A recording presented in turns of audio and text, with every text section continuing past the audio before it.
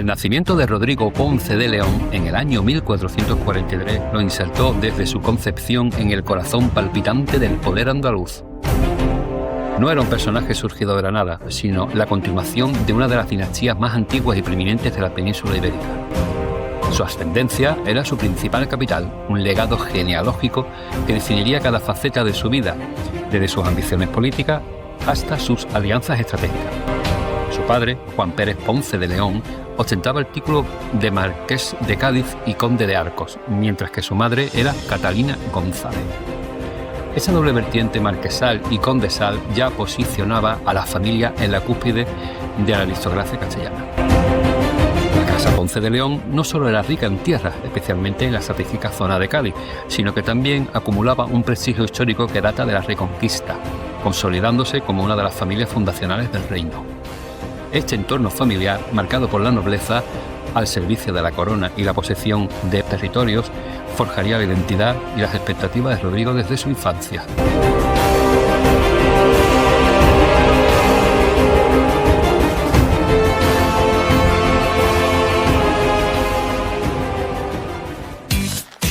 Alerta Cañailla, alerta Cañailla.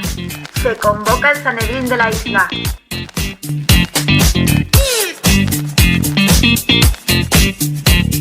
Bienvenidos, ciudadanos de la isla de León. ¿Llevas todo el día diciendo picha? Cuando eras pequeño no saltabas muros y sí pajeretas. ¿Flipas en la playa de Camposoto?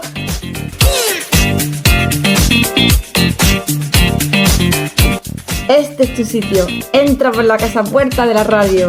Y aunque digas ¿qué pasa, vieja?, no será motivo de absolución por la Santa Inquisición Cañailla. Santa Inquisición Cañailla. Santa Inquisición Cañailla. Santa Inquisición Cañailla.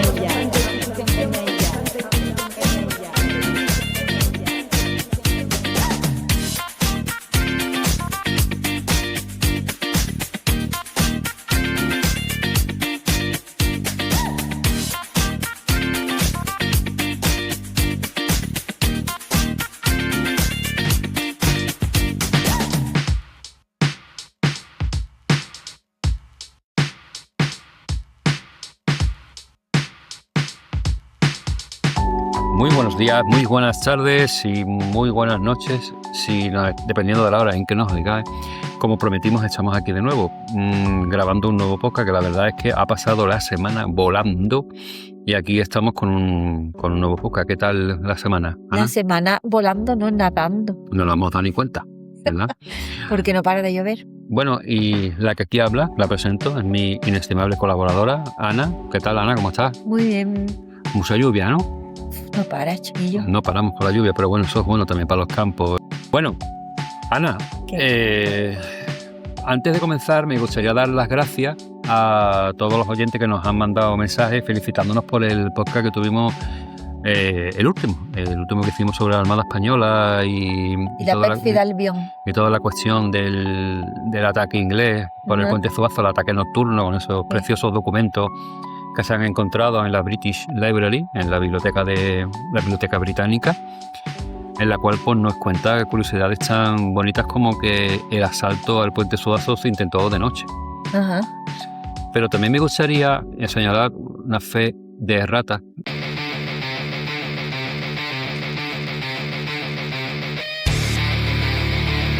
San Fernando está en la provincia de Cuenca. El Puente Zuazo se construyó en el año 1944. Nuestro ayuntamiento es el más chico de España. Oye, que nos podemos equivocar. Perdón por haber nacido.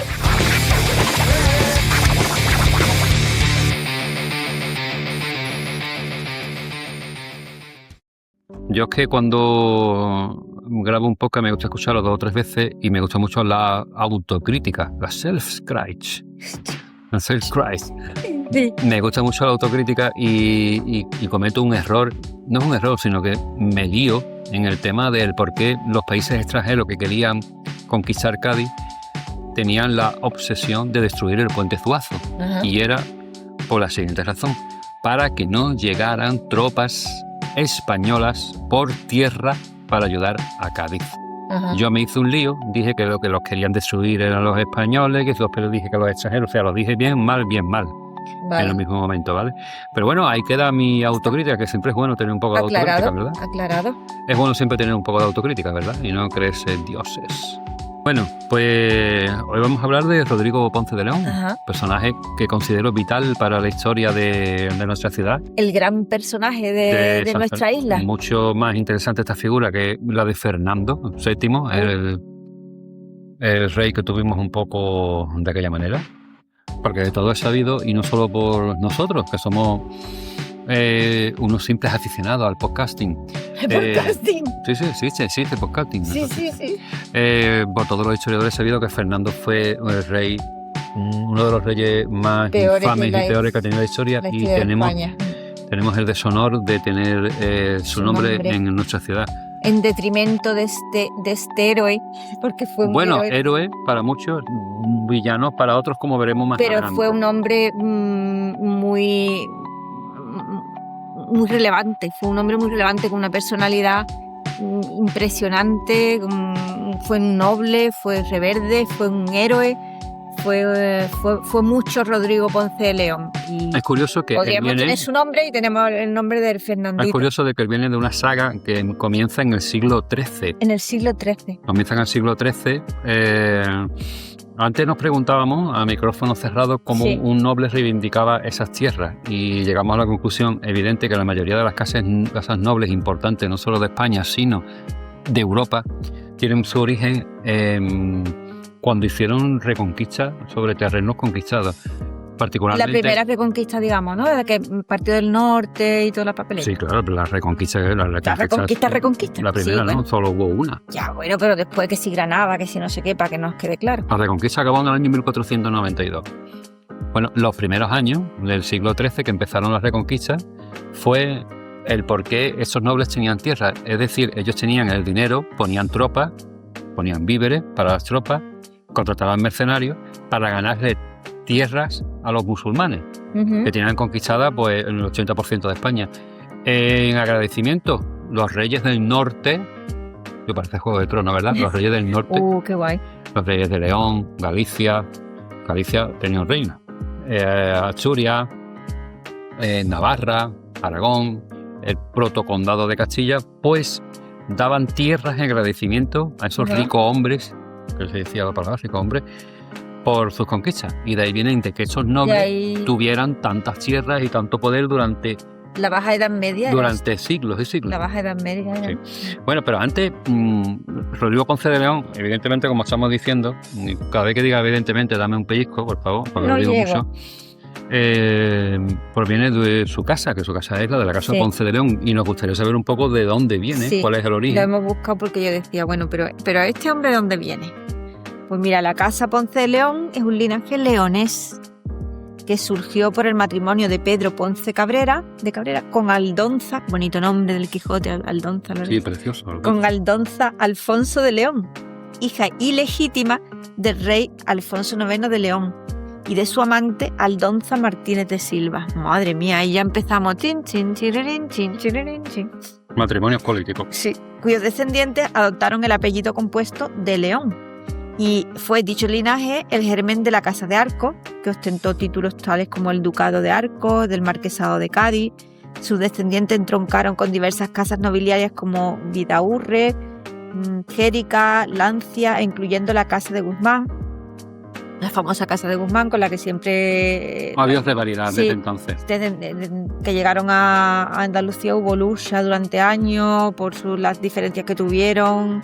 De hecho, los Ponce de León se hicieron con el Castillo de Luna de Rota, que fue uno de los primeros viajes que hicimos. Sí, en el fuimos San a Fernando. explicar y estuvo muy bien toda la Estuvo muy bien explicación. porque es una historia muy curiosa de el descendiente de los Ponce de León de esa época le hizo una barriga a la hija de los Guzmán, Sí, y en dote legal, una dote legal que era Ajá. a la fuerza le tuvieron que dar el Castillo de Luna. así es como se ganó el Castillo de Luna el tío. Un braguetazo bueno. Braguetazo medieval. Braguetazo histórico. Sí, bueno, pues tras arreglar las diferencias con Beatriz Castilla y Ponce de León en el siglo XIV por línea femenina y la relación con el rey, Enrique II, de la que también descienden muchos otros caballeros y duques de Benavente. Y bueno, pues... Venga, dime, vamos a centrarnos y dime quién era Juan Ponce de Cabrera. Vale, Pedro Ponce de Cabrera, que fue el iniciador de la saga. Perdona, nuestros oyentes, me gustaría decirle una cosa. Tenemos un liazo con Juanes, Pedros, Luises, Rodrigos. Rodrigo, que después el abuelo es igual, el mismo nombre que el nieto. Bueno, pero eso lo veremos más adelante. Dime quién era este hombre. Repite el nombre, por favor. Vale, Pedro Ponce de Cabrera. Acá. Pedro Ponce de Cabrera fue el primerísimo, ¿vale? En un documento que hay de 1202 figura el hombre como todavía menor de edad, por lo que habría nacido a finales del siglo XII más o menos. Finales del XII, o sea, 1190, sí. 1100. Fíjate tú si se remonta atrás el linaje. Fue un importante magnate, digamos, durante los reinados de Alfonso IX, de quien fue alférez mayor, y de su sucesor Fernando III de Castilla.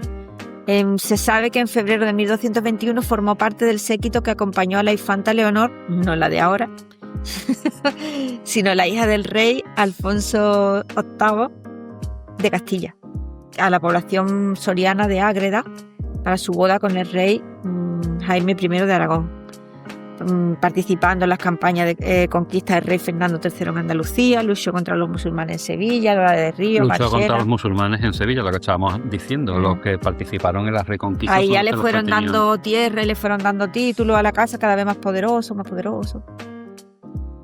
Pues después de la conquista de Córdoba en 1236 también fue beneficiado por el repartimiento, mientras que su hijo Juan también lo fue. El repartimiento, sí. Reparto de tierra. Que ese hombre, aburrirse no se aburría en su castillo. Claro, y así es que lo que tú decías antes, que así era como fueron ganando más poder y más tierras y más poder y más tierras. Pues bueno, así fue la actuación de este fundador de la Casa Ponce de León. Y bueno, pues me gustaría primero abordar el tema de la educación de un joven noble en el siglo XV en Castilla, y concretamente la de Rodrigo Ponce de León, que es el protagonista de nuestra historia. Nuestro Rodrigo nació en Mairena, ¿no? ¿Dani? Claro. Sí, en Mairena. Vale, y se supone de ahí en Mairena que tenía un castillo, un palacio. ¿Y está actualmente todavía el palacio ese? Lo desconozco, sinceramente. Yo sé que hay restos de casas palaciegas en Jerez. Que eran de ellos, ¿no? Que era de ellos, y en Sevilla. Desconozco si... Bueno, nosotros estuvimos en... Por eso te lo digo. Subimos allí y seguramente tú tendrías algo, porque de la época todavía, bueno, de la época, más que lo que estuvimos nosotros cuando fuimos a, ¿dónde era? A Mairena. No hemos ido. Hemos ido a Marchena. Marchena, perdón, me he equivocado. Que lo desconozco, la verdad. Bueno. Seguimos. Pues bueno, ahí nació el chaval. Y bueno, era un proceso muy riguroso, su educación, diseñado para prepararlo para gobernar, luchar, servir a su soberano. Se centraba en 3 pilares fundamentales: la caballería, la cortesanía y el gobierno de los feudos.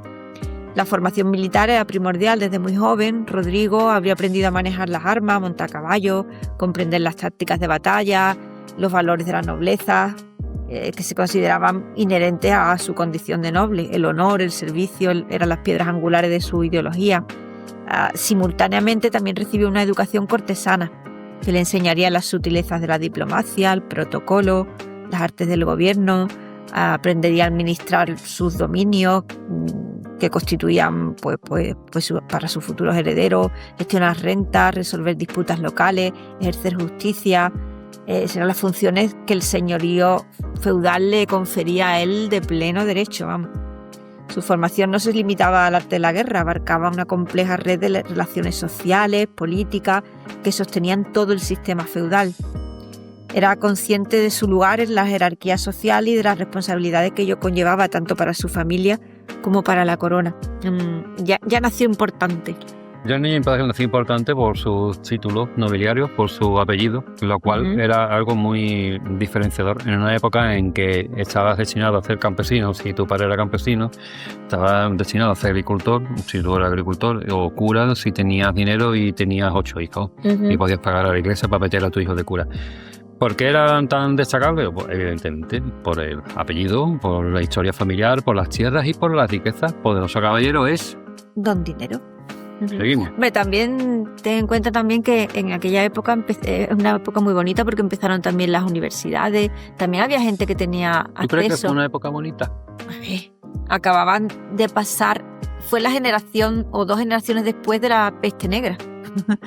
En los que quedaban eran los fuertes. Su abuelo o su bisabuelo, claro. Nietzsche no aprobaría tu afirmación. Vamos a hablar del escenario político en el que creció y maduró Rodrigo.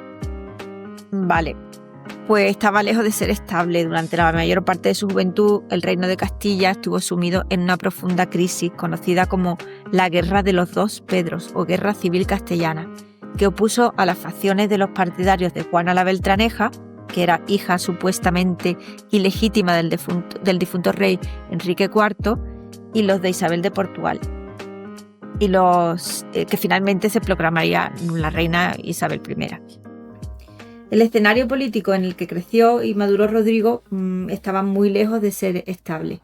Era una época muy bonita porque en esa época se hicieron los capítulos generales de la Orden de Santiago, había mucha influencia de órdenes militares, las ciudades empezaban a conformarse, más asentadas, más comercio, más burguesía, el gótico, las universidades.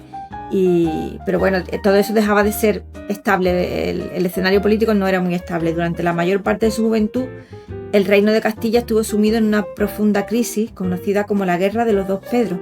Aquí reconocemos que hemos tenido un poco de lío con Isabeles de Castilla, con Beltranejas de Portugal, y la verdad es que es curioso como la historia de España. Es curioso como muchas fuentes se contradicen, ¿verdad, Ana? En nuestra investigación. Sí, porque te pones a mirar en un sitio, te viene una cosa, después te viene en otro sitio otra, y hay que tener Confunden mucho mucho cuidado. los nombres. Es que claro, antes no era Alfonso, Alejandro, Benito, Lucas y Pedro. No, era Zota Caballo Rey Pedro, Juan y poco más. Uh-huh. ¿Por Bueno, qué? ¿Por qué era una época tan convulsa? Bueno. ¿Qué es eso de la guerra civil castellana? La Guerra Civil Castellana opuso a las facciones de los partidarios de Juana la Beltraneja, hija supuestamente ilegítima del difunto rey Enrique IV, y los de Isabel de Castilla, que finalmente después sería la reina Isabel I, la católica, Isabel I católica. Vale. Este conflicto no fue solo una lucha por la sucesión, sino un choque fundamental entre dos modelos de monarquía. Por un lado, la facción de Enrique IV representaba el antiguo modelo de una monarquía dependiente de los grandes nobles. Esto es importante que lo tengamos claro, ¿vale? Porque a partir de aquí comienza realmente la aventura militar civil, de guerras civiles y de disputa con los reyes católicos, por la forma de pensar que tenía Rodrigo Ponce de León. Así que, por favor, repite. Sí. ¿Por qué fue tan importante ese conflicto en la forma de ver la vida de Rodrigo? Porque la facción de Enrique IV, la que él defendió, la de los Trastámara, la de la Beltraneja, era una monarquía que dependía más de los grandes nobles, donde los nobles tenían amplia autonomía, podían imponer su voluntad al soberano incluso. Y por otro lado, la futura Isabel I encarnaba una visión de monarquía absoluta, ya más centralizada, burocrática, y cuyo objetivo era someter a la nobleza, en vez de dejarla a su aire, someterla a un control real, más estricto, y ya construir lo que sería un Estado-nación moderno, digamos. Bueno, moderno en el sentido moderno de... para aquella época, claro. Pero claro. lo que está claro es que, bueno, una analogía podríamos hacer hoy es que los reyes querían, como hoy serían un presidente del gobierno, y los nobles eran los presidentes de las comunidades autónomas, que cada vez quieren más competencia. En este caso, Rodrigo Ponce de León veía en Isabel de Castilla un peligro porque iban a quitar facultades, derechos, claro, que era como independentista de los nobles. Bueno, tampoco hay que confundir independentista porque realmente no tiene nada que ver, ¿no? Pero bueno, la analogía... No, tampoco, no tiene nada que ver porque... Bueno, independentista de los nobles con respecto a los reyes, quería ser él. Independentista no, los nobles... Aquí hay una escala de poderes nobiliarios. Uh-huh. Tenemos señor, marqués, conde, duque, archiduque, que se nombra muy pocas veces, y rey. Uh-huh. Los duques le deben una lealtad al rey porque la monarquía es hispánica. que conforma todo el territorio de la península ibérica, podríamos decir hispánica o una monarquía ibérica. Por lo tanto, el duque siempre va a estar por debajo del rey. Otra cosa es el poder que tenga de autonomía el duque, que eso lo da el feudalismo tradicional. ¿Correcto? ¿Qué quería Isabel la Católica? Que luego se casó con el de Aragón, con Fernando.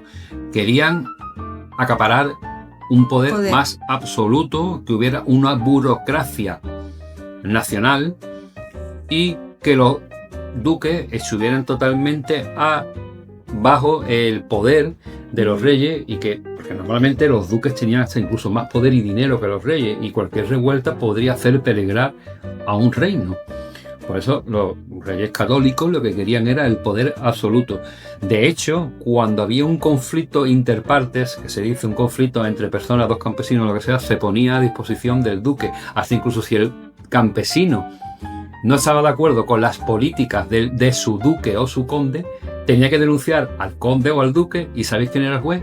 El conde o el duque.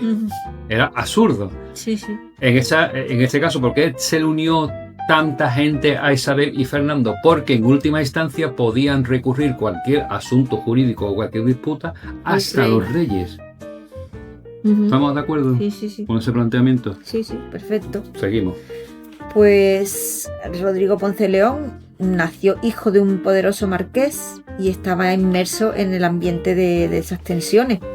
Su lealtad inicial, lógicamente, se inclinaría hacia el rey Enrique IV y por ende hacia la causa de Juana la Beltraneja, dado que la rebelión de los nobles contra Isabel I pues amenazaba directamente con desmantelar el sistema que legitimaba su propio poder y el de su familia. Bueno, era lógico que una casa tan poderosa como la casa Ponce de León se aliara con un rey que prometía autonomía a los duques, o sea, seguir como estábamos.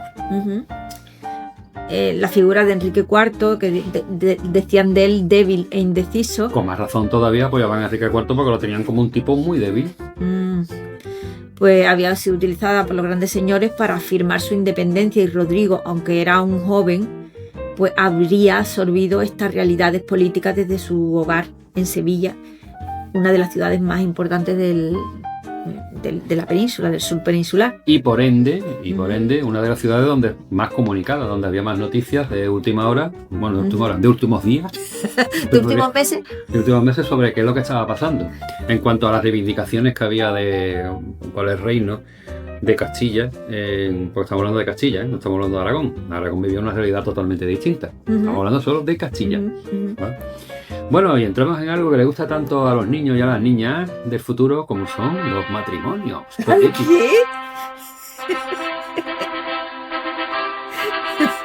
Bien, aquí, como todo buen noble medieval, los matrimonios son muy estratégicos.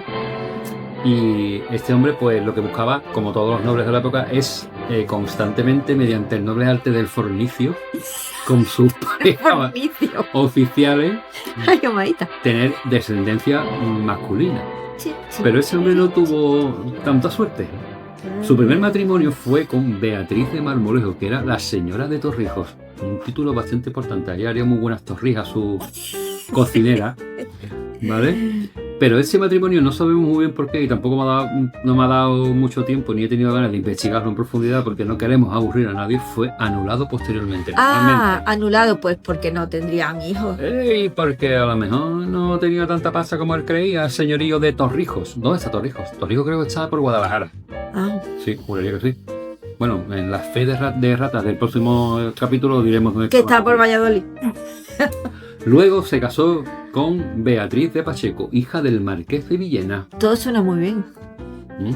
¿Qué pasó? Que nada, también se anuló el matrimonio. ¿También se anuló? Ay, por Dios. Porque Beatriz de Pacheco no le dio ningún hijo.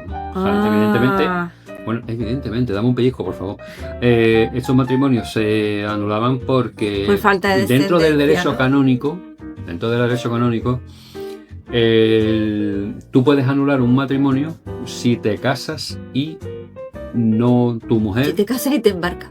no puede tener hijos, por lo que sea, no te puede dar hijos. Pero podríamos pensar que el problema también podría ser de Rodrigo, pero no, hombre, era un noble. Ya, un y en aquella época no se... un noble con unos atributos nobles. no se puede- tenía esos conocimientos tampoco. Pues entonces también le anularon el matrimonio. Ajá, 2 veces ya anulado. No había manera. Este tipo de alianzas matrimoniales, como ya estarás viendo, no buscaba solamente el amor, La sino la descendencia. consolidación y expansión del poder territorial aparte de la descendencia. Ujú. O sea, yo me caso con la hija del marqués de Villena para tener yo el marquesado de Villena y mis descendientes, sobre todo si esa hijita es hija única del marqués. Claro. O sea, dice tú, Villena, porque un Ponce de León busca casarse con la hija del marqués de Villena. Villena tampoco es que sea el marqués de, yo qué sé, de Sevilla o el duque de no sé qué. No, porque era la única hija del marqués. Por lo tanto, automáticamente cuando se casa con esta mujer, las tierras son suyas. Son suyas. Entonces, por eso Añade dice, un señorío. ¿por qué la señora de Torrijos? ¿Y por qué es y por qué la hija del marqués de Villena? Porque era la única heredera. Ujú. Por eso se buscaba también, no solo, también aparte de la descendencia, la consolidación y expansión del poder territorial. Ujú. Bueno, ¿y después con quién se casó? Entonces? Finalmente, se tuvo que buscar una muchacha Sí. que no tenía nombre ni tenía nada, pero ¿Qué era dice? ¿En era serio? una chavala hermosa, dice las crónicas, estaba bien alimentada, estaba gordita para la época, que se llamaba Inés de la Fuente. Ah, a secas, no era ni... ¿Sabe cuál es el título de Inés? ¿Cuál? Soltera sin títulos. ¡Ah! Viene puesto en las crónicas. Soltera Esto. sin títulos. Chin, chin, chin. Soltera sin títulos. O sea, Inés de la Fuente. una muchacha cualquiera. No, una muchacha cualquiera de 15 años o de 16 años, joven, hermosa, con atributos. Que dirían, esta Que le va a ya dar... esa seguro que le va a dar hijos ya, Esa la preña, esa la preña. porque Rodrigo tiene cierta edad y ya va a necesitar la Viagra medieval. Entonces, claro, se casó con Inés de la Fuente. Los padres se pondrían muy contentos, padre, que tuvo hijos con ella. Ah, Y- con esta sí tuvo hijos. Y fueron legitimados. ¿Por qué dice las crónicas que fueron legitimados? Porque ella no Porque es ella noble. no es noble, entonces, ¿cómo se llama? Es un matrimonio, ¿cómo se llama? ¿Qué es esa palabra? Ah, morganático. Ah. ¿Podría ser un matrimonio morganático? Si tú lo dices, sí, porque la primera vez que escucho. ¿Qué muy dices? fanático. Sí, morganático es cuando se casa un noble o lo que sea con una persona que no Pero es de espérate su, que aquí misma, la de su novela, misma altura la social. novela no acaba aquí. Ah, no. No acaba la cosa aquí. Porque con esta chica solo tuvo hijas. Ah, nada más que hijas. Sí. Uy, el pobre diría, venga, otra niña, y otra niña, y otra niña. La verdad es que tuvo mala suerte, dentro de lo que se puede considerar mala suerte para un noble, ¿te imaginas? Hombre, para un Pillo noble de la época. En la cantina de turno.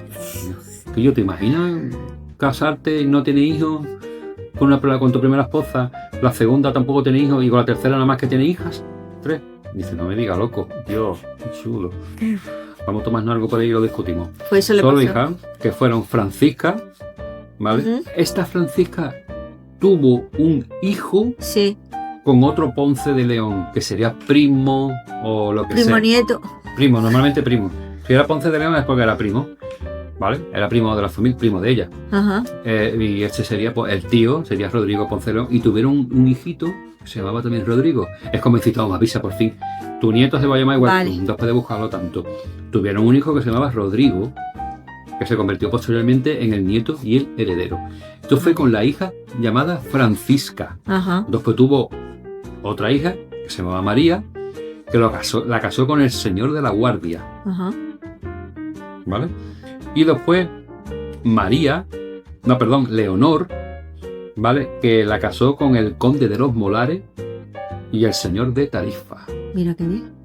¿Por qué lo casó con el señor de Tarifa? Tarifa estaba muy vinculada con los Pérez Con los Guzmán. Guzmán, Con los claro, Guzmán. con los Guzmán. Le interesaba Claro. tener ahí temas. Vale.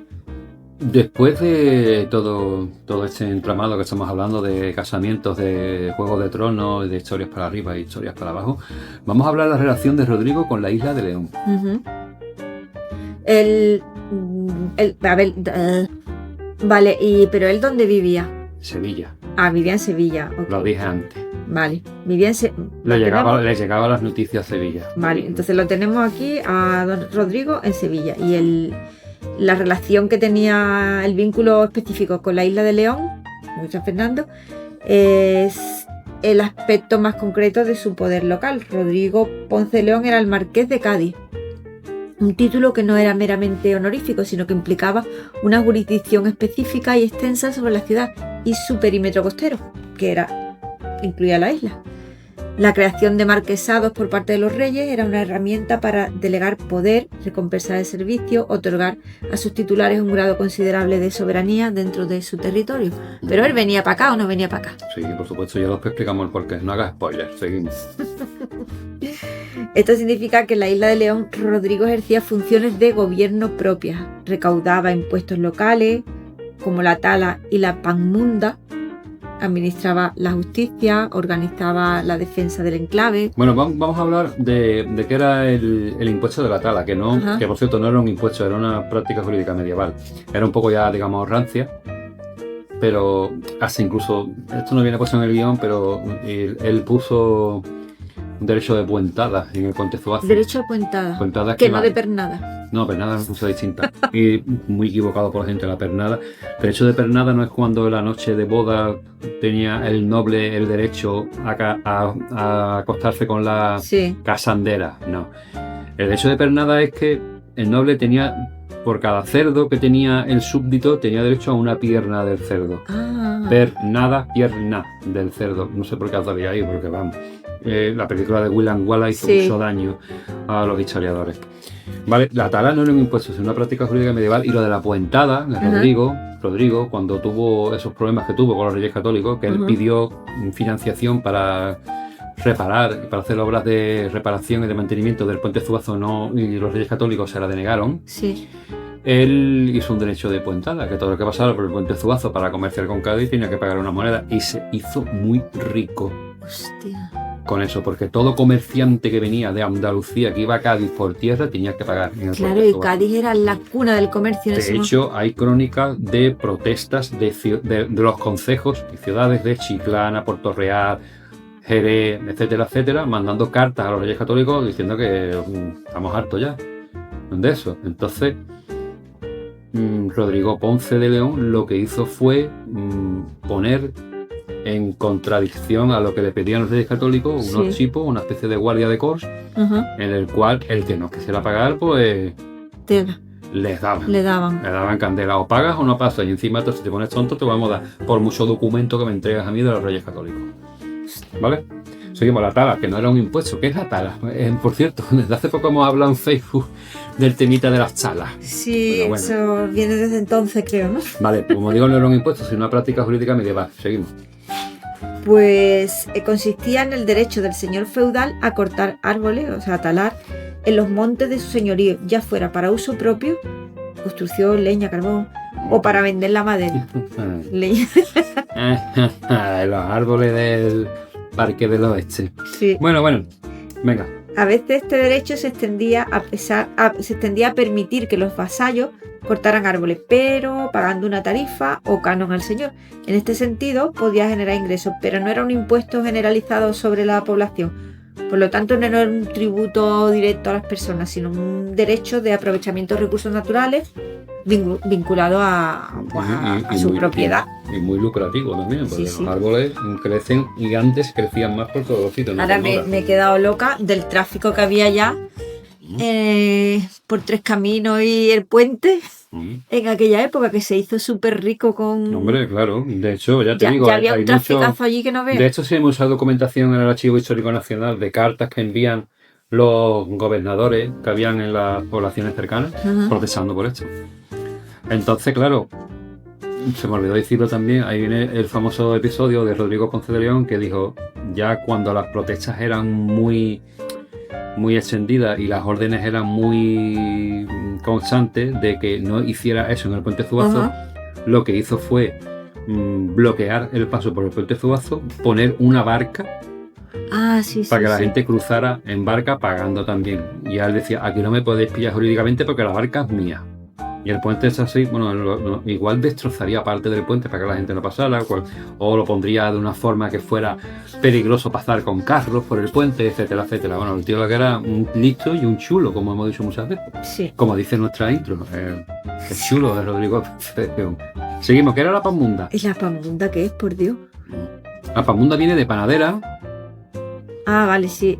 Es un impuesto municipal o señorial sobre la harina o el pan, que es bastante común en muchas villas. Eso es muy común. ¿Y la monda? La monda. ¿Qué es la monda?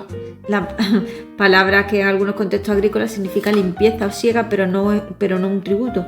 Hay controversia por parte de los historiadores. Los nobles tenían derecho a que la población local les segara o limpiara lo que hoy serían grandes parcelas. Yo tengo aquí mi derecho de monda, coger las hoces y limpiarme esa parcela que quiero construir, que quiero sembrar aquí. Ah, vale.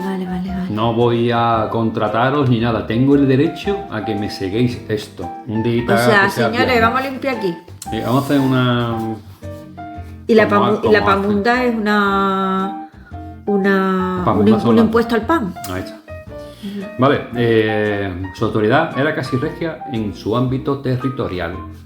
¿Qué pasaba con la isla? La isla, que estaba conectada a la península por el puente Zuazo, era un importante centro de reparación portuaria, el carenero, ¿no? Y estratégico para el control del Atlántico Sur y el comercio con Canarias, y después ya con América, claro. Su control por parte de los Ponce de León garantizaba tanto la seguridad de la bahía de Cádiz como el flujo de rentas que la isla generaba. Claro, era súper estratégico. En los archivos históricos se han documentado específicamente el señorío de la Casa de Ponce de León sobre la isla, confirmando la base territorial sobre la cual Rodrigo construyó su poder personal. Así, la figura del marqués no era abstracta para los habitantes de la isla, sino era un señor tangible cuya residencia oficial estaba en la cercana Sevilla, pero cuya autoridad se extendía hasta sus playas y calles con sus constantes visitas. ¿Por qué hablamos de playa? Hablamos de playa porque aquí había, recordemos, una almadraba. En lo que es hoy Camposoto, la zona de la almadraba por atrás, había una almadraba. Entonces, este hombre que atesoraba aquí tanta riqueza, sería muy normal verlo aquí con el caballito pasando por la isla de León y viendo cómo trabajan los campesinos, a ver cómo va el carenero, etcétera, etcétera. Sería impresionante, ¿no? Habitual. Sería impresionante para la gente de aquí de la isla ver al duque, al gran duque. O decir, vete a la mierda, cabrón. Ya, aquí yo, pero por dentro dirían eso, pero no dejaba de ser impresionante porque imagínate cómo vendría vestido, el séquito que traería, y eso debe ser impresionante, vamos. Bueno, pues seguimos con otro apartado, ¿vale? Que es la lucha por el trono, lealtades divididas y ascenso de los reyes católicos. Aquí empieza, digamos, el tema, la marcha. Rodrigo Ponce de León tiene dos periodos. La mitad de su vida, la primera mitad de su vida en la cual se posiciona, y la segunda mitad, no, se posiciona dentro de lo que es la estructura jerárquica, dentro de la nobleza, el poder, la economía, y su segunda etapa en la cual, no vamos a hacer spoiler, pero no sale bien parado la guerra civil, su bando gana el otro y a partir de ahí tiene que hacer una lucha de adaptación. Vale. Primero, totalmente en contra de las ideas de los reyes católicos, con las que venían los reyes católicos, y por otra parte, una vez que los reyes católicos vencen, es un periodo de adaptación a la nueva realidad, que es muy curioso y muy interesante, y vamos a ver. Vale. ¿Estamos bien? ¿Te parece interesante esta figura? Sí, es que me estaba imaginando si era un Targaryen, un Baratheon.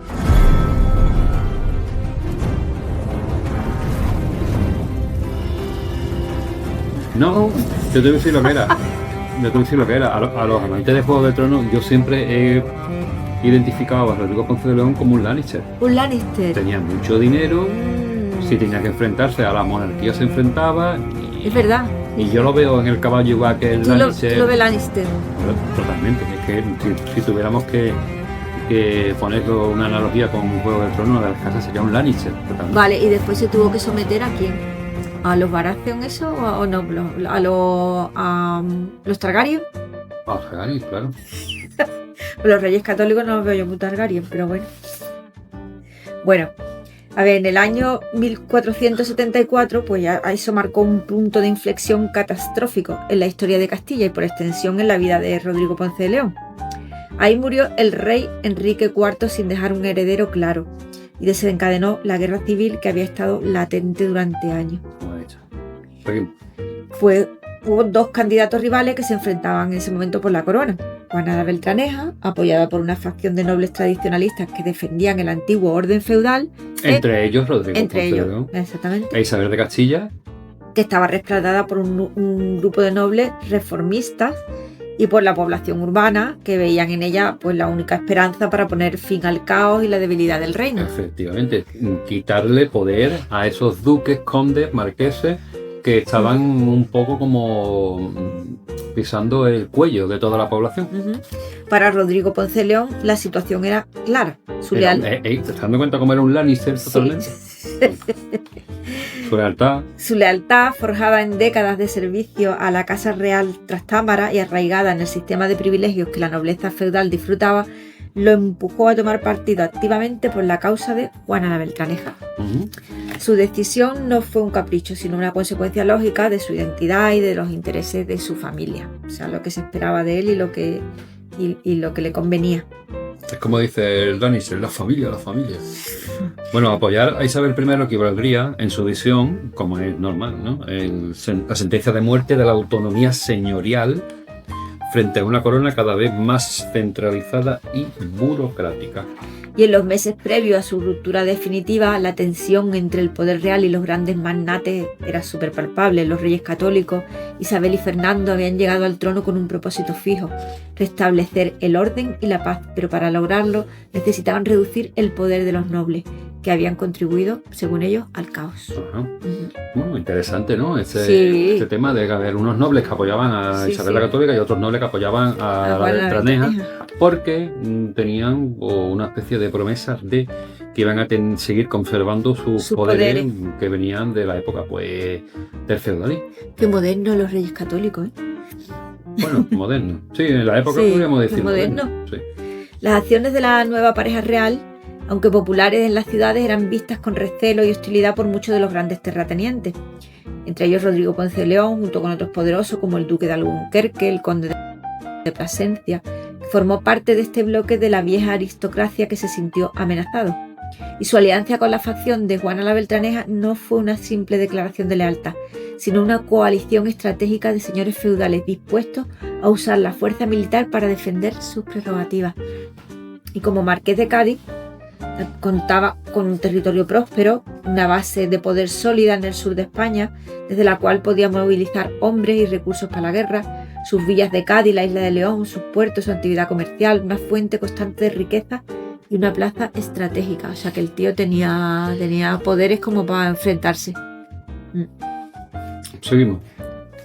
Pues la influencia de la comunidad genovesa. De hecho, hemos hablado Sí, en muchos podcasts sí, el tema de los genoveses. la influencia que tenían los genoveses y los italianos en general en nuestra isla. Vamos a ver qué pasaba con estos genoveses. Pues los genoveses se beneficiaban de las prerrogativas reales. Porque, Claro, traían mucho dinero y les daban facilidades. Eran como los emprendedores de hoy día. Ya, De hecho, Saporito, sí, italiano, que aparte de tener mucha pasta y comprar tierra, tenía un molino en el que hacía pan. ajá. O sea, ellos contribuían al desarrollo de las ciudades, de Claro. los pueblos, de las aldeas de la villa, porque Claro. eran los que tenían el dinero, eran inteligentes para ellos Ujú. y Buenos comerciantes. entonces eran muy beneficiados por los reyes. Ujú. Seguimos. Y bueno, otra capa más de complejidad a la economía local, una economía que Rodrigo como señor debía gestionar y explotar para sostener su causa. La guerra que siguió a la proclamación de Isabel I fue brutal y prolongada. Fue una guerra de movimientos, asedios, traiciones, donde los grandes nobles intentaron imponer su voluntad a la corona. Rodrigo Ponce de León emergió como uno de los principales líderes de la rebelión. Su papel no fue secundario, fue un actor central en la resistencia. Utilizó su señorío de Cádiz como un bastión rebelde. La ciudad y la isla no solo proporcionaron tropas, sino también un punto de embarque crucial para recibir ayuda militar y financiera. Una vez más, conservar el puente Zuazo era crucial para la llegada por tierra de refuerzos terrestres y de sus afines de la península. O sea, Ahora sí nos hemos explicado bien, ¿no? Con el tema de los del refuerzos. puente. Sí, súper Rodrigo Ponce importante. de León tenía el puente como si fuera oro en paño, porque por ahí podía él reclamar refuerzos para atacar Cádiz o conservar Cádiz, en este caso, que era conservar, ¿vale? Sí. Vale, la capacidad de los rebeldes para controlar puertos como Cádiz, los talleres de reparación en la isla de León era vital para mantener su lucha, como hemos dicho, ¿vale? Sin embargo, la corona de Isabel y Fernando demostró ser más astuta y tenaz de lo que los nobles habían anticipado, aprovechando las divisiones internas de la facción rebelde y utilizando una combinación de negociaciones y fuerzas militares. Los reyes católicos fueron minando sistemáticamente el apoyo a la causa de Juana la Beltraneja.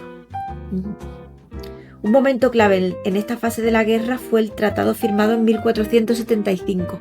La situación militar de los rebeldes se había deteriorado. La corona ofreció amnistía y la restauración de algunos privilegios a cambio de la rendición de los principales cabecillas. En este contexto, Rodrigo Ponce de León tomó una decisión estratégica como buen Lannister. Capituló con los reyes. Abandonó la causa de Juana la Beltraneja y juró fidelidad a Isabel I. Esta transición... No le quedaba otra. Ya. Era inteligente, nuestro Rodrigo era inteligente. Esta transición no fue necesariamente un acto de cobardía, sino una jugada pues pragmática, lo que le convenía y punto. Bueno, vemos el movimiento político, de las estrategias, de lo que se debe hacer o no, dependiendo de la circunstancia de la que te viera, y en este caso Rodrigo apostó por caballo ganador. Totalmente. Quizás vio que la causa de Juana estaba perdida, optó por salvar lo que le quedaba de su poder, y aliándose con la nueva realidad, y la corona, por su parte, aceptó sus servicios y le concedió puestos de confianza. No tenían, también era bueno llevarse para los reyes católicos bien con el tipo que tenía más poder en toda Andalucía, y más tropas. Y dentro de todo el poder que tenía, que impresionante que uno de los puntos más importantes y más de su poderío fuera nuestro puente Zuazo. Sí, seguimos. Pues ya te digo, la corona aceptó su servicio, le concedió puesto de confianza, que fue una táctica que ya la corona había utilizado con otros nobles rebeldes. Y este periodo de colaboración, aunque fue breve, da muestra de la habilidad política de Rodrigo para adaptarse a los cambios del poder. Había demostrado ser un adversario formidable, cabecilla en la guerra, y ahora se ofrecía como un aliado valioso en la paz.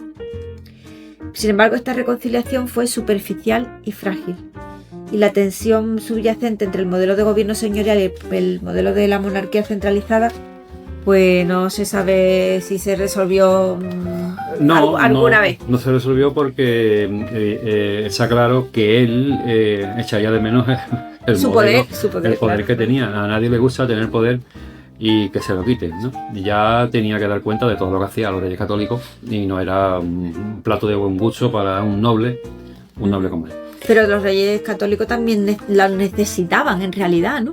Sí, claro, pues necesitaba la lealtad de los nobles para considerar el poder. Es que si los reyes sin el poder de los nobles está complicada la cosa, porque el pueblo al final, quitando 2 o 3 revoluciones históricas como la Revolución Francesa y pocas más, realmente el pueblo no tenía mucho poder.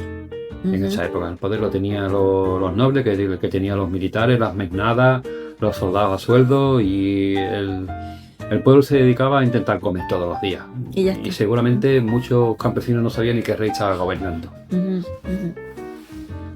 Pues la paz de 1475 no fue más que un interludio antes de la siguiente gran confrontación.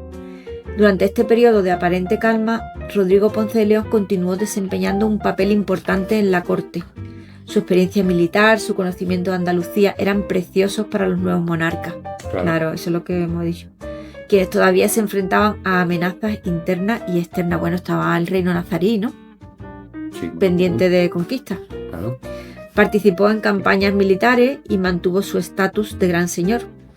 Sin embargo, la atmósfera estaba cargada de electricidad. Bueno, sí. Inventaron la electricidad los reyes católicos y las tensiones. La alta tensión. Los reyes católicos... Es una licencia literaria. Seguimos. Los reyes católicos, guiados por consejeros como Beltrán de la Cueva, iban afianzando su control sobre el reino, nombrando a sus fieles a puestos clave y erosionando gradualmente el poder de la aristocracia tradicional. No se terminaban de fiar mucho de Rodrigo. No se pueden fiar. Por analogía con lo que hicieron con Franco, que lo llevaron a Canarias porque no se fiaban de él.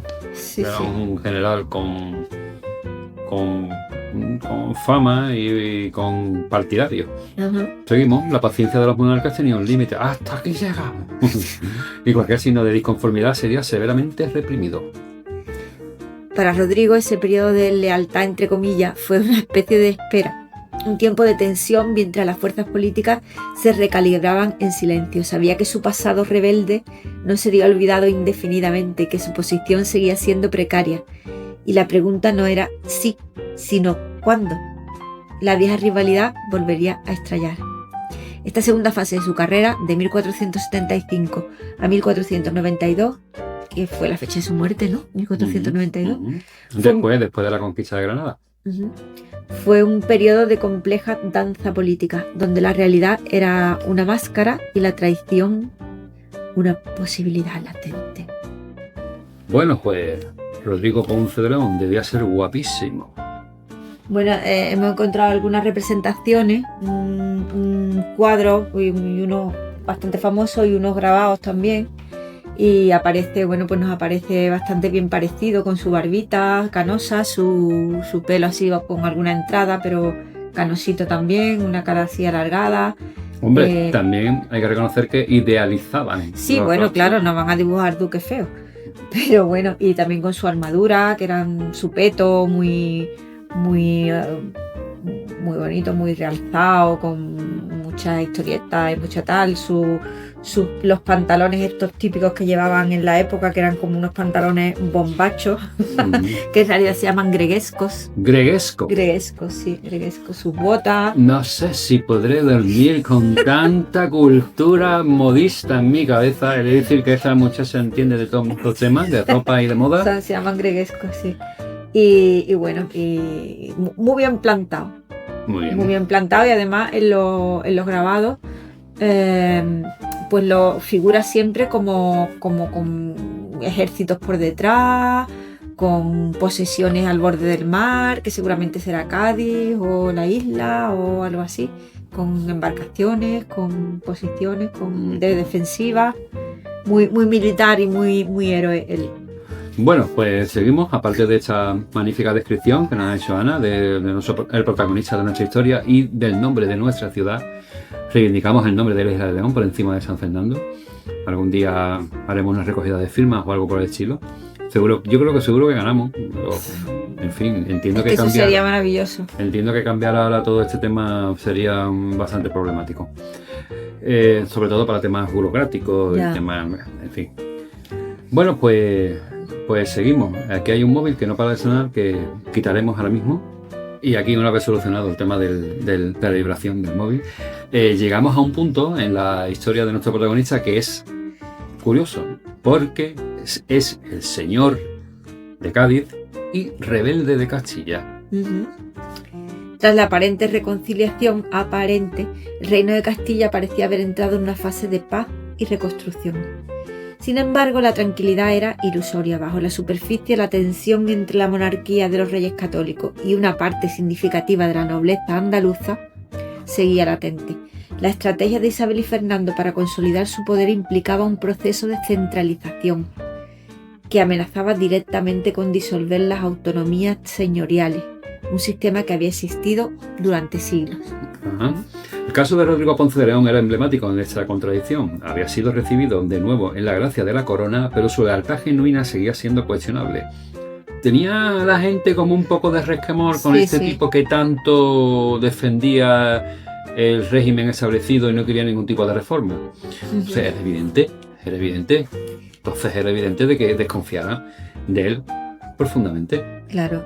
Lo que pasa es que lo toleraban porque lo necesitaban, estoy viendo, ¿no? Claro. Lo necesitaban porque eran muy poderosos, tenían muchos territorios, unos enclaves muy bien posicionados, teniendo en cuenta también que la guerra, la toma de Granada le vendría muy bien que este hombre pusiera tropas y cosas de esas, ¿no? Porque tropas y dinero. porque estando donde estaba... Bueno, también algo curioso es que se sospechaba que financiaba revueltas contra la monarquía de Isabel y Fernando. ¡Madre mía! Aquí tengo yo una opinión. Sí. Esa supuesta financiación de revueltas, Sí. yo creo que podría ser el primer protofoco de las futuras revueltas comuneras del primer cuarto del siglo XVI. Ajá. Él fue el que, claro, fue incitando lo que llegó a ser las revueltas comuneras, ¿no? Mucho más adelante. Ujú. ¿Vale?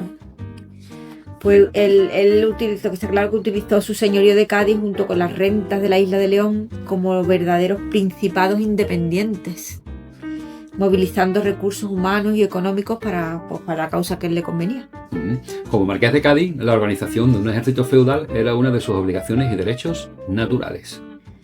Y implicaba que don Rodrigo debía presentarse en ¿Qué ha dicho campaña. don Rodrigo? Sí, don Rodrigo Ponce de León. Don Claro, don Rodrigo Ponce de León, como quiere que diga. Rodrigo. Ah, bueno. Seguimos. Pues aquí el amigo debía presentarse en campaña al frente de un contingente de caballeros y peones equipados y mantenido todos eso a su costa. A su costa. Ujú. El cuerpo de tropa, conocido como sus lanzas, era una columna vertebral del ejército noble, pero además de sus vasallos directos, como era costumbre en la época, los reyes de Castilla también podían exigirle a los nobles la movilización de contingentes de la población local, una práctica conocida como levas. Hablamos de las levas en el capítulo anterior, de que estaba ya un poco como desactualizado Sí, y a lo cual la gente odiaba y no le gustaba, no el tema de las levas, pero bueno, ya explicamos en el anterior episodio, al cual os remitimos si queréis saber bien cómo es el tema de las... eran milicias locales, campesinos armados, ¿no? Que los... Bueno, campesinos, herreros, los Sí. hubiera, las levas. El pueblo armado, el pueblo que llamaban a armas. Cualquier hombre en edad de 14 a ponle 50 en la época. Y eso la población no le hacía mucha gracia. Ahí está. Bueno, pues seguimos con otra sección en la cual vamos a ver de la vida cotidiana de la Andalucía de los Ponce de León, como salarios, servicios, sociedad, etcétera, etcétera, algo que nos gusta hacer mucho en este podcast. Y yo creo que es fundamental eso para comprender en qué contexto se movía la vida de Rodrigo Ponce de León. ¿Verdad, Ana? Para comprender la vida de Rodrigo Ponce de León y su mundo, es imprescindible adentrarse un poquito en el contexto cotidiano de la Andalucía del siglo XV. La biografía de un noble de esta categoría no se desarrolla ahí en el limbo. Está intrínsecamente ligada a la economía, la sociedad y las condiciones de vida de sus súbditos. Vale. ¿Quién estaba en la base de la pirámide social? La sociedad era profundamente desigual. Había una dicotomía que se manifestaba de manera visible en todas las facetas de la vida. La base, la masa campesina y los llamados artesanos libres, que tenían salarios modestos, fluctuaban según la cosecha, las condiciones económicas. Había una tendencia al alza de los salarios después de la peste negra de 1349, porque se quedaron sin mucha gente. Sin mano si de antes obra. había 5 artesanos, ahora había 3. Ahí murió muchísima gente, ¿eh? Claro, una tragedia. Eso fue brutal. Podríamos hacer un podcast sobre ¿La peste negra? sobre la No, peste yo tengo negra. pensado hacer un podcast sobre cómo afectaron las grandes pandemias a la isla de León. Las pandemias Hombre, históricas. claro, dentro de lo que Con nosotros datos tratamos, muy de nuestro sesudos contexto. y muy estudiados. Bueno, un jornalero. Podía ganar unas pocas monedas al día, suficiente para alimentarse, pero poquito más. Un obrero, como un cantero, un carpintero, podía alcanzar cifras un poquito mayores, pero la vida era dura y era precaria, no como ahora, que un carpintero es un rico. Y un fontanero, otro rico. Un fontanero más. En la moneda de curso legal, como la marca de oro era el indicador principal de la actividad económica y su valor. Las monedas se le daban su valor respecto al oro que llevaba. Ajá.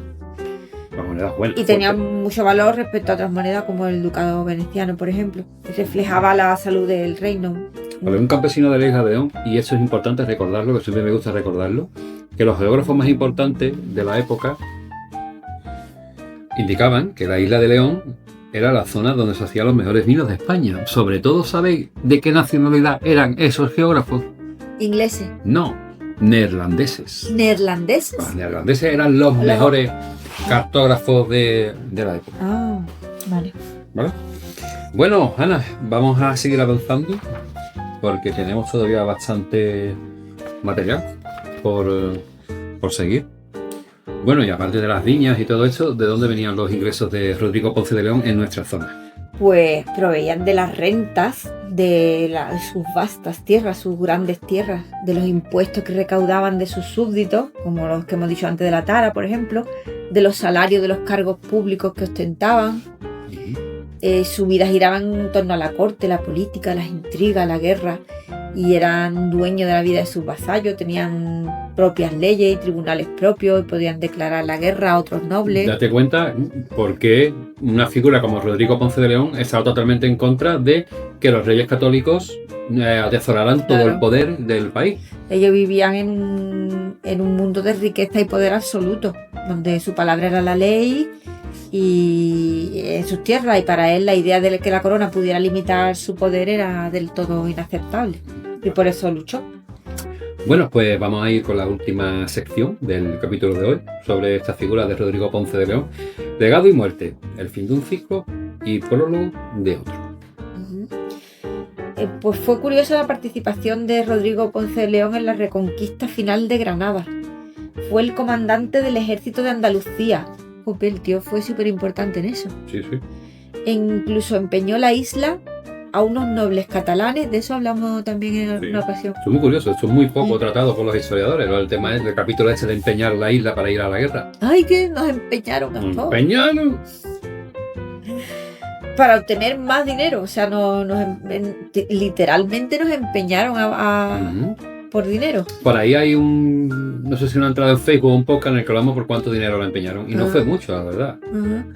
Para tener más actuación en la reconquista de Granada. De hecho, el pago por el empeño al final no llegó a tiempo, y durante un par de años la isla a todos los efectos fue catalana. Pongamos una sardana. Vale. Más adelante los herederos de Rodrigo pagaron a los nobles catalanes una cantidad mayor del empeño acordado y recuperaron la isla para la casa Ponce. No lo vea mi abuelo mi padre la que lió. Bueno, en ese caso mi abuelo. Porque el heredero de Rodrigo fue Rodrigo. Sí. Su nieto. Sí. De ahí nos hemos liado tanto en la fuente. Sí. En el año 1492, un famoso año de 1492, mientras las tropas de los Reyes Católicos celebraban la rendición de Granada, el último baluarte musulmán de la península, un evento que se llamaba Reconquista y consolidaba su poder, unos meses después, en una mansión de Sevilla, fallecía Rodrigo Ponce de León.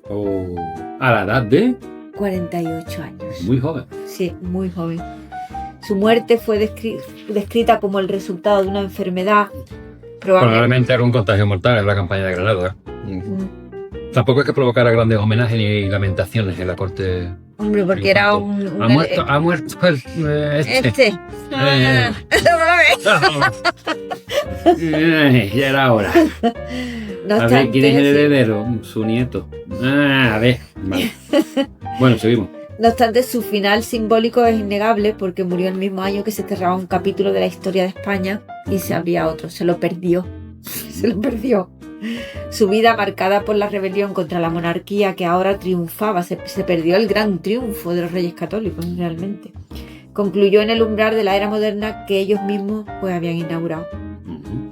La conquista de Granada, la expulsión de los judíos, son hitos que definen el proyecto de los Reyes Católicos, la construcción de un Estado católico unificado y centralizado. Bueno, ¿no te parece extraño de que Rodrigo Ponce de León empleara tantos medios para ir a la guerra de Granada? En plan, no voy a hacer el ridículo ahora que estoy cerca del final. Que se quería justificar a lo mejor un poco. Se quería justificar y quizá hacer que su casa finalmente, pues sus descendientes no tuvieran problemas con los Reyes Católicos. Ah, vale. Se dice que un tercio del ejército que conquistó Granada era de Rodrigo Ponce de León. ¿Qué dice? ¿Un tercio? Tanto súbditos, nobles, como de la pasa que puso con mercenarios. Dios, pero ahí no irían levas, hombre, ¿no, Dani? Ahí no irían levas de aquí de la isla. Por supuesto que sí. ¿Ah, sí? La gente de la isla estuvo y eso seguro, porque ¿sí? formaba parte de su señorío.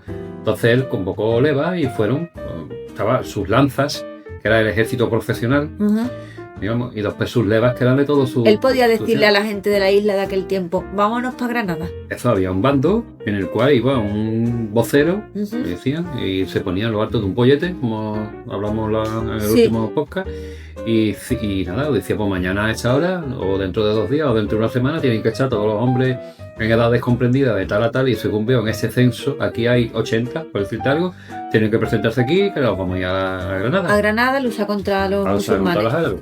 Y para conquistar Entonces, ¿tú crees que habría gente de la isla luchando en la Seguro, toma de Granada? Seguro y lógico, porque forma parte de su señorío y aquí había gente. Ajá. Y si era, las fuerzas de él fueron la tercera parte, que es mucho, Muchísimo. que puso muchísimo en la conquista de Granada, ¿eh? Ponle que Súper fuera importante. Un distrito de 30.000 efectivos.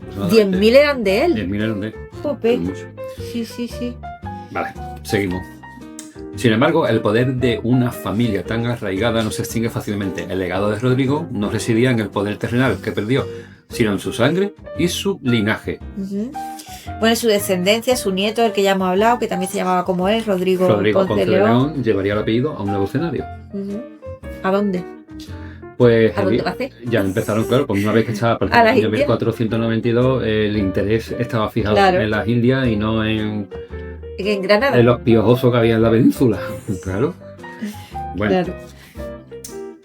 el legado familiar de Rodrigo se bifurcó. Una rama se afincaría en España, manteniendo un estatus nobiliario, y la otra, representada por su nieto, Rodrigo también, Sí. daría origen a una saga de conquistadores que escribirían una nueva Ajá. página en la historia de la expansión europea. Ujú. Ujú. ¿Vale? Bueno, vamos a ir Después de- finalizando y eso prácticamente es lo único que tenemos, lo último que tenemos sobre Rodrigo. Y bueno, Ana, en Ay, ¿dónde definitiva, murió? En 1400. en Sevilla, En Sevilla murió. en Vale. su mansión de Sevilla. Ajá. Figura- Antes, ¿en qué fecha? En agosto. Ah, el 28 de agosto, ¿no? El Fue- 28. Que día más calor en Sevilla. Granada se conquistó en enero. Granada se conquistó en enero. En No enero. sería que a lo mejor, a ver, esto es muy aventurado, pero puede ser incluso hasta que los reyes católicos ya no les interesara tanto el duque, una vez que conquistaron Granada. ¿Fue envenenado? ¿Pasó una grave A enfermedad? ver, esto es un dislate lo que estoy diciendo, porque no tengo ninguna fuente. Ni Era una figura incómoda para los reyes católicos. Pero Y fue allí, se me ha venido ese pensamiento. pues Rodrigo fue a Granada, dicho malmente, pero no somos un programa de la SER ni de la COPE, fue a Granada sacándose la picha, mirando, diciéndole a los reyes católicos, mira qué grande tengo la picha, que tengo 10.000 hombres detrás. Después de ese acontecimiento fue muy extraño de que de la nada me apareciera enfermo y muriera en agosto, ¿no te parece, Ana? Chin, chin, chin. Hombre, también murió en Sevilla un 28 de agosto, eso. O murió de calor, Es normal. o murió de calor, o puede ser sospechoso que ya, venga, va, aquí el duque ya no interesa, ya tenemos conquista Granada, que era el último bastión, Mire, bastión de tormentas. Y ya el duque, pues no lo necesitamos. Y curiosamente, se murió. ahí acabó la historia de Sí. del protagonista del por qué nos llamamos la Isla de León. Bueno, en definitiva, Ana, ¿qué te ha parecido? Me parece que es un personajazo con una importancia a nivel Digno de más estudio, ¿verdad? a nivel mundial, porque claro, empieza una nueva era en el mundo, porque empieza la era de sus descendientes, se convertiría en el adelantado de Puerto Rico, creo que, Sí, sí, que sí, sí. miramos antes, ¿no? Conquistadores. Y es una saga que es súper importante en la historia He mundial. de decir que la casa Ponce de León fue absorbida por la monarquía borbónica, ¿Ah, sí? sí. Lo reactivó, porque hay casas que están como no hay una reivindicación real por falta de descendientes Sí. por papeles, como fue el caso de hecho de los Ponce de León. El padre del actual rey emérito, Sí. Juan, Juan. le pidió a Franco, que reinstaurara lo de los Ponce de León, el ducado, Ah. o la casa Ponce, los ducados y los títulos que tenían. Entonces, todos los bienes y todas las propiedades, entre comillas, que tenían los Ponce de León, que ya no tenían en la época, Sí. porque se van perdiendo, pues ya estamos en una época bastante Sí, moderna, pero los Los títulos. reyes Borbones, dentro de los de los incontables títulos que tienen, uno de ellos son los inherentes a la casa Ponce de León. ¿Vale? Bueno, pero nosotros nos quedamos con la figura de Rodrigo Ponce de León, que es un hombre de su tiempo. No queremos ahora hablar de las casas nobles, que ya no es tiempo de eso. Bueno, pues en definitiva yo creo que era necesario, como Cañaillas, conocer un poco más en profundidad a ese personaje, sobre todo porque nos llamamos, vuelvo a insistir, la Isla de León por él. De hecho, algunas crónicas dicen que también nos llamamos de León para que él reivindicara ese terruño en el cual vivimos, que dicen muchos historiadores que no tiene historia, como era la isla. Él cogió y le puso su apellido, de León. O sea, algo de importancia debía de tener. Cuando él le puso efectivamente directamente su apellido. Antes de que se llamara la Isla de León, que se lo puso él, tenemos que recordar el lugar de la Puente. El hogar de la Puente. Que el señor del hogar de la Puente, que ya era un señorío, que eso es otra, lo que es la actual isla, era un señorío, era Juan de Zuazo, de ahí viene el nombre, del Puente Zuazo, el cual hizo un trueque, recordamos porque esto es muy curioso, con Rodrigo Ponce de León, en el cual entregaba unas tierras de pan, que le llaman, en Jerez a Juan, o sea que era de Rodrigo. Esas tierras eran de Rodrigo y las cambió por unas tierras de pan en Jerez. Bastante grande, porque para cambiar la isla por unas tierras de pan debió ser bastante grande. La tierra de pan, que después hubo un conflicto mediante el cual reivindicaba esas tierras de pan una señora que tenía mucho dinero, que decían que era suya las tierras, pero Rodrigo Ponce de León encontró supuestamente unos documentos en el cual se demostraba que esa señora estaba excomulgada por brujería. ¡Madre mía! O sea, que estaba excomulgada. Estar excomulgado en la época... ¡A saber! Eso suena muy turbio, la verdad. Una jugarreta. Estar excomulgado en la época significaba perder prácticamente casi todos los derechos. Entonces ganó. Qué raro que ganó Rodrigo Ponce de León. A los 3 o 4 años volvió Juan de Zuazo con su séquito señorial, diciendo, a los 3 o 4 años, es decir, las tierras de pan no la vio hasta los 3 o 4 años, porque vino con su séquito a la isla a pedirle de nuevo las tierras de pan, a pedir de nuevo la isla a Rodrigo, porque las tierras de pan no era lo que creía. No era tan productiva, no eran tan buenas, y el pueblo se mosqueó. Hubo una especie de juicio mediante el cual fueron a los reyes, y los reyes le dieron la razón a Rodrigo Ponce de León. Porque aunque fuera el rebeldito, era quien era. Por eso la casa Ponce de León estuvo hasta bien entrado el siglo XVIII gobernando en la isla, hasta que la obtuvieron los reyes. Los reyes. En el siglo XVIII. Que de hecho, algo muy curioso que hablamos en el libro, sí, es que en la época en la que hablamos del libro, resulta de que había una especie de desconocimiento que era muy raro dentro de la nobleza, desconocimiento de quién era de la titularidad. La titularidad del castillo. Del castillo. Sí. Del castillo. La isla en sí era titularidad de la corona. De la corona. Pero el castillo seguía siendo de los Ponce de León durante unos 40 o 50 años. Hasta que el duque de Arco, que era un Ponce de León, de cuyo nombre ahora mismo no me acuerdo. No es que no quieras acordarte. Son tantos nombres que no me acuerdo. Este hombre vino enfurecido desde Arco hasta la isla a reivindicar el castillo, cuando le dijeron que el castillo sigue siendo tuyo, aunque la isla sea de titularidad monárquica real. Y es muy interesante. Creo que se llamaba Enrique Ponce de León, creo que era Enrique. Bueno, el último Ponce de León fue. Porque después pasó a la casa de Osuna, el castillo. ¿A la casa de Osuna? De Osuna, sí. Y la casa de Osuna estuvo ya hasta el siglo XX. Pero no la isla, únicamente el castillo. El castillo. ¿Porque lo vendió él o qué? Creo que murió sin descendencia, el último, el tal Enrique este. Sí, murió sin descendencia. Bueno, ya otro día tratamos en cómo pasó. Tratamos de las distintas etapas del castillo. Bueno, pues nada, hemos hecho aproximadamente 1 hora y media. Sí. Creo que hemos tenido bastante información sobre ese personaje. Un personajazo.